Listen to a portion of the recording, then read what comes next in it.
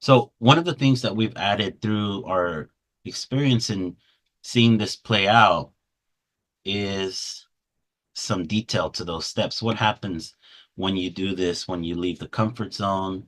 You have encounters, there's a type of disturbance. This is the point where we say something can happen, but what specifically happens?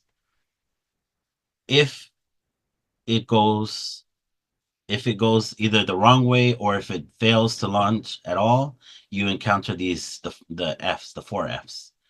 And these are your natural responses to things like fear.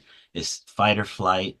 In addition to fight or flight, which most people are familiar with, there's also freeze, where you don't know what to do, so inaction, inability to have action, or fawn. This typically happens when the disturbance is being experienced by somebody in a community who has been historically oppressed or marginalized.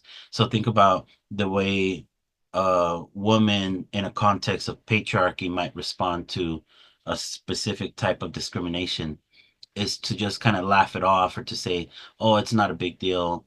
That's a form of fawning. Or somebody who suffers from racial discrimination or tokenism, who's in a context where they're in a very small minority within a group, instead of engaging in conflict, because that can also be scary, sometimes they acquiesce. And it seems like if they have assented to this kind of tokenism, and it's not really that. It's that these are more physiological and psychological responses to the type of fear that happens in an encounter of disturbance. If these four F's or other things like this happen, well, then you have a type of retreating and you go back to the comfort zone, and there's not that transformation. When you engage through the disturbance, we kind of offer these as an alternative for Fs. Not that they match parallel one to one, but other opportunities that can happen through the disturbances, a growth in faith.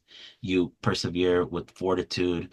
There's forgiveness and healing, and then also freedom, the liberation that happens by navigating disturbances and treading that difficult situation. This is the path that takes you to transformation, ultimately to joy and a new starting point.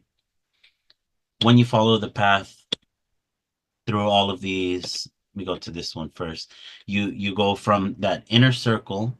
The movement of mission brings you from that inner circle of the people who are closest to you and also where you feel safest, to explore a little bit beyond that inner circle to the community that's nearby, maybe friends, maybe institutions like schools, the ones that are within the community, and then even further to the margins, the places where maybe there's people or groups that are ignored or ostracized, and even further to parts of the world that we're not typically aware of all the time. So an expansion in our sense of global solidarity.